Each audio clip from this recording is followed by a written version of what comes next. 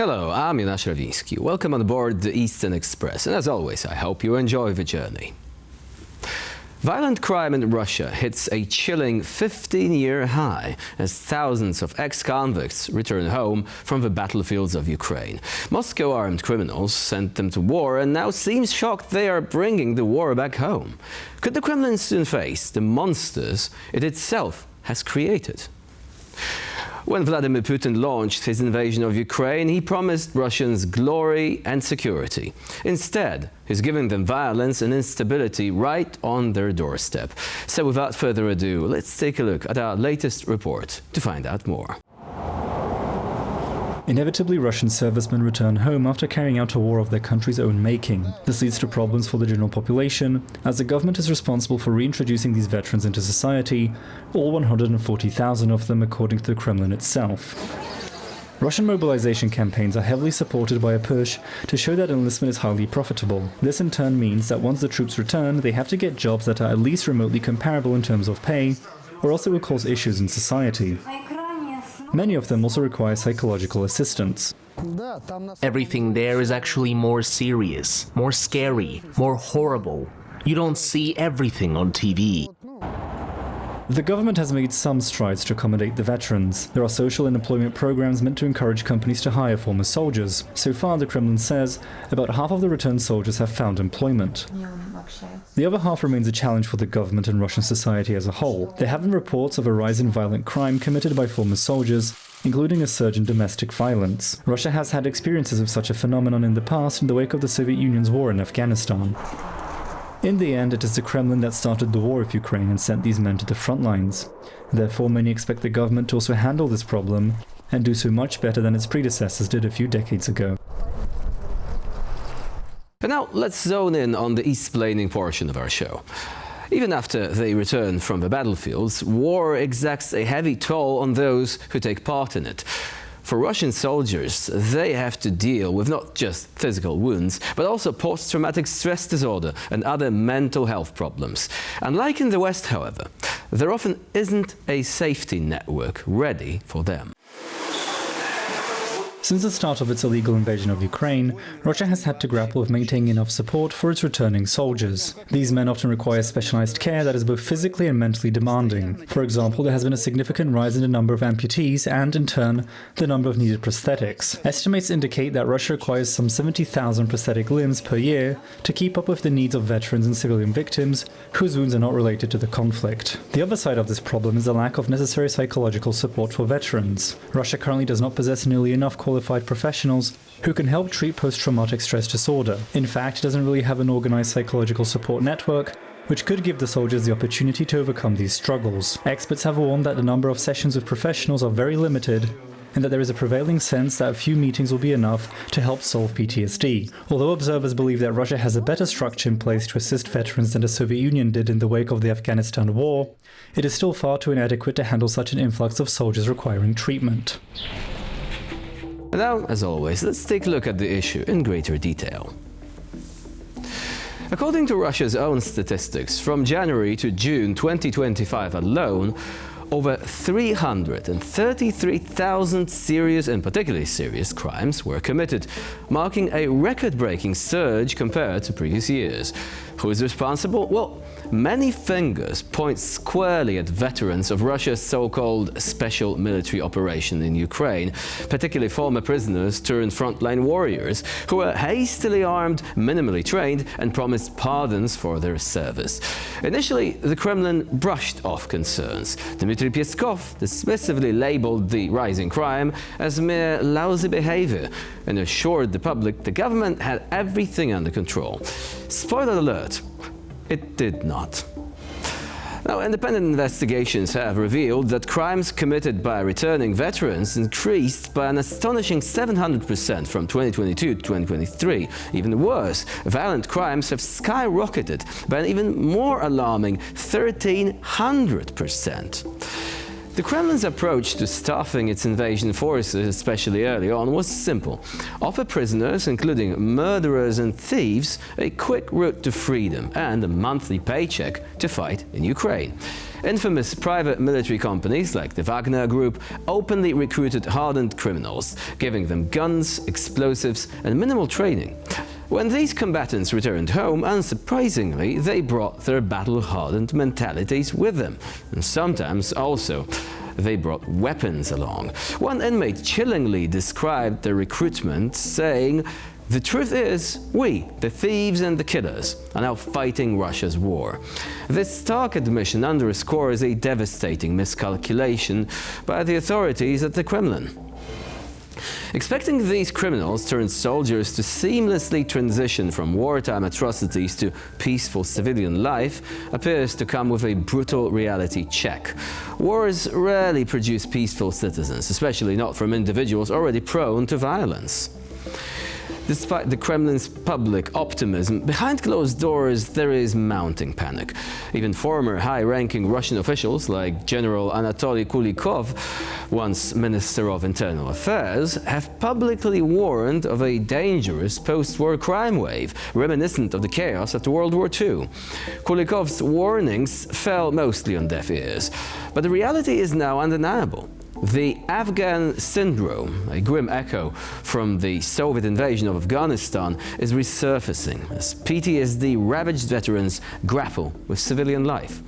Making matters worse, the Kremlin refuses transparency, actively hiding crime statistics and failing to track the impact veterans have on rising criminality.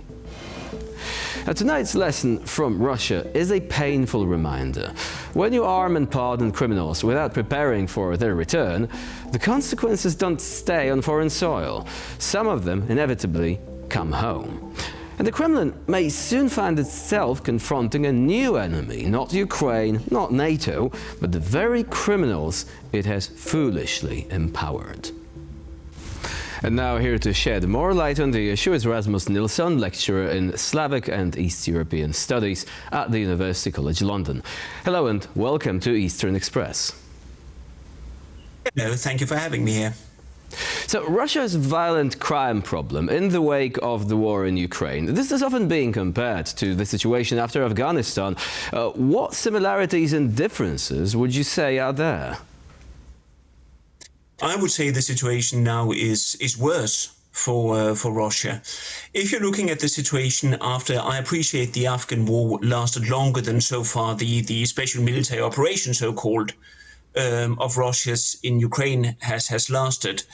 But if you're looking at the state capacity of the Soviet Union back in the 1980s, although the Soviet Union was doing relatively poorly compared to where it had been before, it was still a somewhat stronger state apparatus than what you have today. And that means it was, after all, less vulnerable to the dangers coming back from Afghanistan. We are also simply looking at now, today, at a bigger, absolute bigger numbers of people coming back from the battlefield, wounded or otherwise scarred by the experience. So we are in a more difficult situation for Russia today compared to the Soviet Union back then.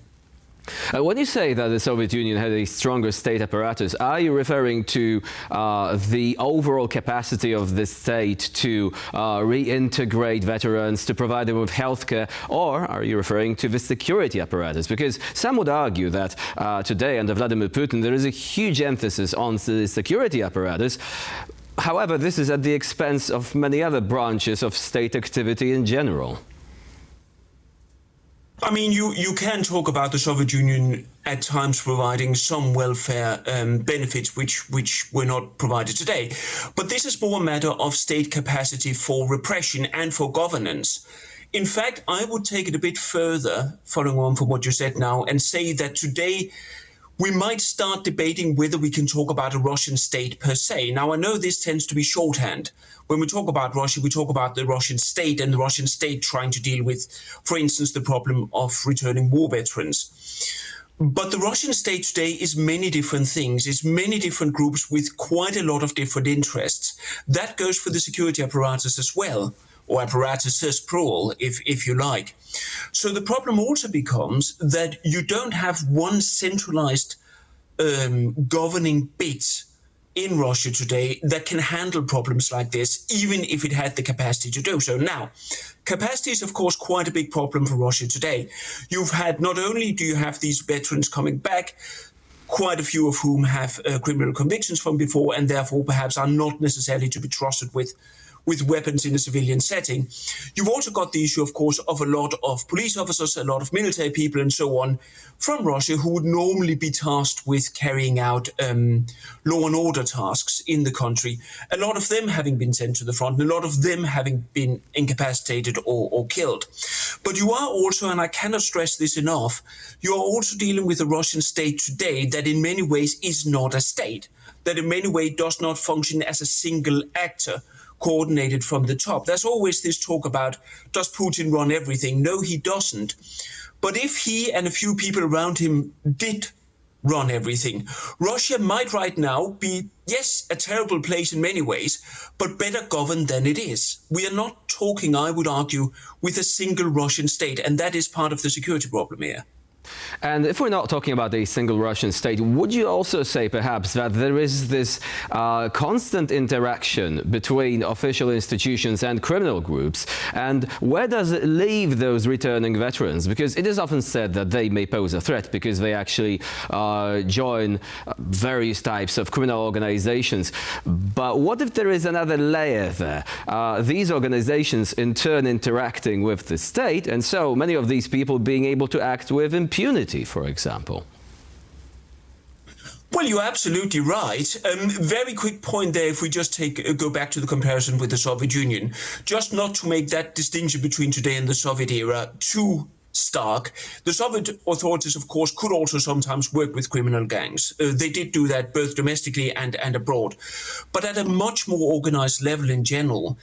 If you're looking today, I mean, your question is absolutely excellent, because it's not just a matter of individual, returning from the front and acting with impunity, committing crimes with impunity. But it's also a matter of the whole idea of a state and a criminal sphere, the lines between those getting blurred. So not only do potential criminals have more capacity to commit crime, there may also not be this sort of, if you like, social stigma attached to committing crimes, because it becomes quite difficult to understand what is a crime and what is an official action. If you have a situation, you've had this in Russia for many years, you had this before 2014 as well.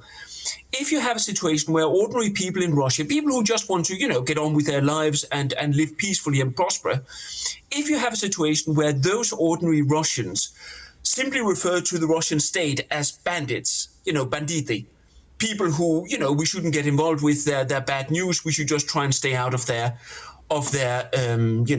crosshairs, if you like. Well, if you've got that situation, then you don't have a society highlighting the state as something good and criminality as something bad, but you have this blurring of terms. And that means if I'm, say, a veteran coming back from the front line, and I, end up in some sort of criminal activity, not only is it easier for me because the state doesn't have the repressive means to keep me down, but it's also easier for me because I can say to myself, I can say to others, yeah, I'm doing stuff that as a minimum is in the gray zone of legality. It might even be outright illegal. But so is the state. The state is not setting up clear moral standards for how we should behave, so why should I care? That becomes a security danger as well for ordinary Russians.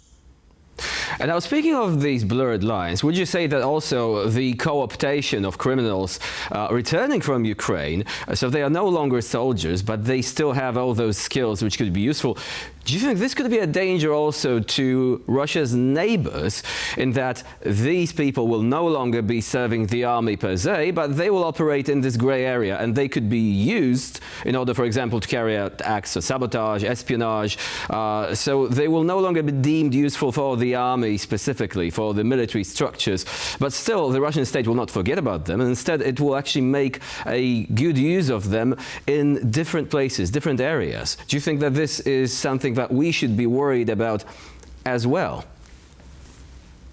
Oh, I definitely think, I half agree with you. I definitely think that we should be worried about the threat coming from Russia towards its neighborhood, and indeed Europe more widely, and the Middle East and Central Asia and East Asia and so on. I would, however, slightly take issue with saying that this threat only comes or primarily comes from the state. A lot of the people who are coming back will be dangerous, particularly and precisely because they will engage in criminal networks across the borders. Again, if all of this was controlled from Moscow, and I appreciate you didn't quite say that, but just to put my position clear, if all of this threat was run from Moscow, well, then you could, as Mr. Trump still seems to believe, then you could try and come to some sort of deal with Vladimir Putin and people around him, and then that could solve the issue. That could rein these criminals back. But if the threat doesn't simply come from Moscow, if it comes from a network of organized crime, transnational crime across Eurasia, then you can't simply talk to someone in the Kremlin and that solves the issue. So yeah, I think there's a big problem here. I think there's a big security problem. There'll also be the problem, for instance, with the increased smuggling of drugs, weapons and so on through and from Russian territory to the rest of Eurasia. But this is not all controlled from Moscow, or even primarily controlled from Moscow. And that's probably something that worries me especially. And now, you've mentioned the way that President Trump has been negotiating with Moscow. Right now, he seems to be altering his stance and actually acting in a more decisive way, sending clear signals to the Kremlin. But if we actually try and look at this in connection with what you already said about the various interactions and links between criminal structures and the Russian state, perhaps would it be too far of of a leap to suggest that this might be sort of the problem, because the US authorities, but also the European governments, still negotiate with Russia as if it was a typical state organization, whereas it often acts not as a state organization, but actually it takes from these criminal gangs various types of behavior and subsumes them into its functioning, so that we should be perhaps adopting a more law enforcement approach, if it makes sense. What would you say about this? I think you have a lot of right in that. I mean, that makes a lot of sense to me. Some people say Russia is a mafia state, right? The mafia state is a shorthand that some people use.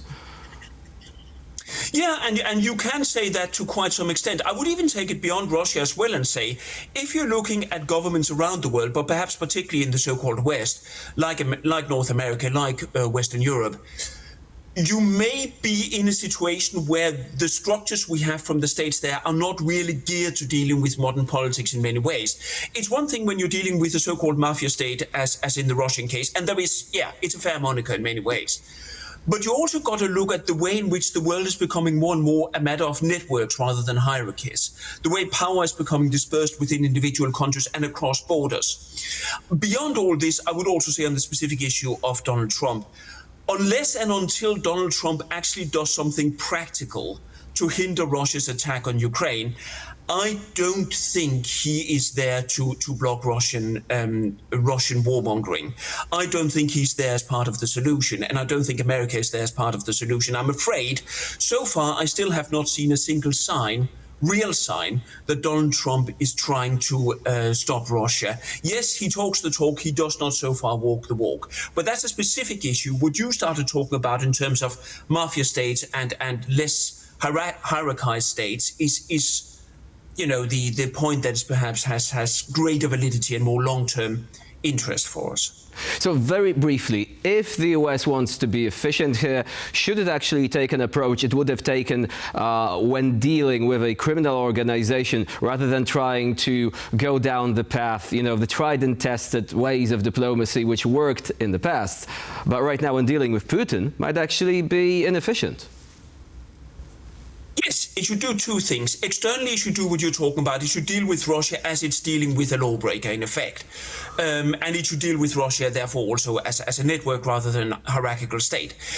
Internally, however, and by that I mean towards the US, but also towards the West in general, America should also remember what it should stand for. It should remember that if it wants to be a leading power in the world, a leading force for good, so to speak, then it should do that every day. It should not be America first. It should be, liberal democracy first. If it doesn't do that, well, then liberal democracies elsewhere, say in Western Europe, have to get on with it and have to let America deal with its own problems. Rasmus Nilsson was our guest today here on TVP World. Thank you very much for joining us and for sharing your insight. Thank you very much. now we're moving on to Eastern News Flash, a series of all the other stories from the East that you absolutely don't want to miss. According to the Ukrainian military, Russian forces have tried to infiltrate the key city of Pokrovsk. The commander-in-chief of the Armed Forces of Ukraine, Hastily, says these attempts were swiftly pushed back. According to Hastily, the Russians employed a so-called total infiltration tactic, which involves breaching defenses without major engagement. The Ukrainian side was reportedly able to efficiently counter this attack before any Russian troops reached their intended targets. All along the front lines in eastern Ukraine, the Russian army has had a renewed focus on identifying weak points and trying to force through them at any cost. The commander-in-chief of the Ukrainian armed forces believes that in light of these tactics used by the Russians, bolstering fortifications has become a top priority. This includes the construction of barriers, minefields, and underground structures which protect soldiers and equipment from drones. Despite these efforts over the last few days, the Russian army has made some limited but consistent advances towards its broader targets on the front line in the western Zaporizhia region, among others. China and Russia have kicked off a series of drills in the Sea of Japan. The naval exercises are meant to be a display of their blooming partnership. The joint C-2025 drills are being held near the eastern Russian port city of Vladivostok and are to last for 3 days. They will have a particular focus on submarine rescue operations as well as more standard drills, such as testing air defense, anti-missile systems, and maritime combat. These exercises are to be later followed by joint naval patrols further in the Pacific. The joint sea drills have taken place annually since 2012, and are one of the most common displays of military cooperation between China and Russia. They also usually take place in different locations. In 2024, they were held along China's south coast. Although China has insisted it is a neutral party ever since the start of the Russian invasion of Ukraine, Beijing has been tightening its relations with Moscow in several areas. The joint sea drills are an example of how the countries have been working more closely when it comes to military. Reports indicate that Russia's Rosatom may not be able to score the lucrative deal to build Kazakhstan's first nuclear power station. China's National Nuclear Corporation is set to build the country's second power plant, and unlike the Russian deal, this one is expected to face no delays or suspensions. Although Kazakhstan sees Rosatom as a company with a lot of experience and with technical credibility in building nuclear plants, there have been some concerns over its ability to finance this venture. These fears are not unfounded, as a different Russian state-owned company previously lost out on building thermal power plants in Kazakhstan due to financing problems. Rosatom has reportedly been seeking government support to carry out new projects by 2027. The company's authorities have been very cagey about how much they need, and Rosatom itself has been facing limited financing options due to the sanctions currently imposed on Russia. When Kazakh authorities announced that Rosatom would lead the consortium to build the country's first nuclear power plant, it emphasized that the deal was contingent on the Russians being able to arrange financing. And for this episode of Eastern Express, it's the end of the line. Please stay with us here on TVP World for more latest news and updates. I'm Jonasz Rewiński. Bye for now.